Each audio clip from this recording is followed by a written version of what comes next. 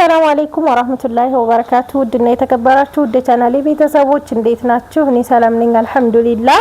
በያላችሁበት ያላህ ሰላም እዝነት አይለያችሁ፣ እንዲሁም አላህ ሀገራችንን ሰላም ያደርግልን እያልኩኝ ዛሬ ደግሞ ወግዲ የሚሄድ ይሄኛው ሮቢቴ እዚህ ጋር ደግሞ ወግዲ ከተማው የሚላክ ትንሽዬ አስቤዛ አለ ማለት ነው። እያንዳንዱን ዋጋውን የምነግራችሁ ይሆናል። ከዚህ ልጀምርላችሁ 8390 ብር ነው ይሄኛው የፈጀው ማለት ነው።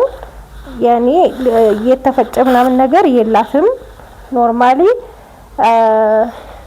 የተወሰኑ እቃዎች ናቸው እዚህ ጋር እንደምታዩት ማለት ነው። 8390 ብር 2400 ብር እነዚህ ጁሶች፣ ሁለት የማንጎ ሁለት የብርቱካን ነው።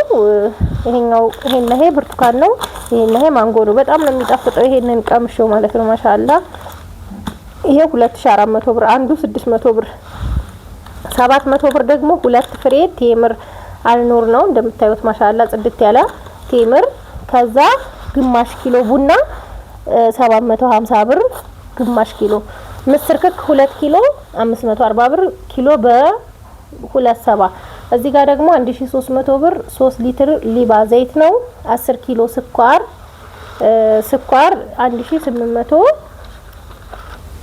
1850 ብር ማለት ነው። 5 ኪሎ ገብስ የሾርባ ማለት ነው። 5 ኪሎ 850 ብር ነው። ኪሎ በ170 ብር ነው።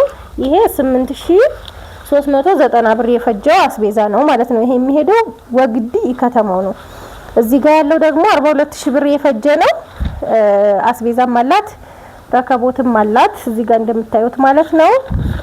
ከበርበሬው ልጀምርላችሁ 10 ኪሎ በርበሬ 7500 ብር ገዝቼ 3000 ብር ቅመሙ 1000 ብር ማዘጋጃው ማለት ነው 11500 ብር ፈጅቷል ማለት ነው። በርበሬው ይሄ ማሻአላ የሆነ ጽድት ያለ በርበሬ ነው የተዘጋጀላት። እዚህ ጋር 5 ኪሎ ገብስ 850 ብር ኪሎ በ170 ብር። እዚህ ጋር ደግሞ 4500 ብር 3 ኪሎ ቡና።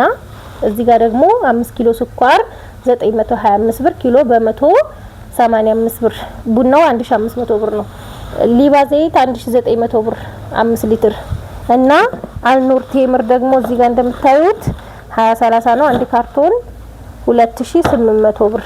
አስቤዛው ይሄንን ይመስላል። ከዛ አልባሳቷን ላሳያችሁ። እናት መፍጫ 1850 ብር ገዝቼላታለሁኝ። ሀገረኛ ሲኒ 650 ብር ደርዘኑ በቀዩ ማለት ነው። ረከቦት ደግሞ ቡኒ ከለር በጣም የሚያምር የጅማ ረከቦት ነው 1800 ብር ነው ይሄ ማለት ነው። ጣቃ የእናት ጣቃ ነው። ይሄንን 2 ሜትር ተኩል በ625 ብር ሜትር 250 ብር ሂሳብ ገዝቼላታለሁኝ ማለት ነው። የእናቶች አደሬ አንድ ፍሬ 1300 ጥምጣም 500 ብር የምታምር ጥምጣም። መቀነት 700 ብር። በነገራችን ላይ መቀነት ከዚህም የሚቀንስ አለ ከዚህም የሚጨምር አለ። ይሄ መካከለኛ ነገር ነው ማለት ነው። ከዛ ጋቢ ነው 2400 ብር። ይሄንን ለእናት ደግሞ የጋቢ ዝንጣይ አለ። ይሄ ነጠላ ነው ወፍራሙ ማለት ነው።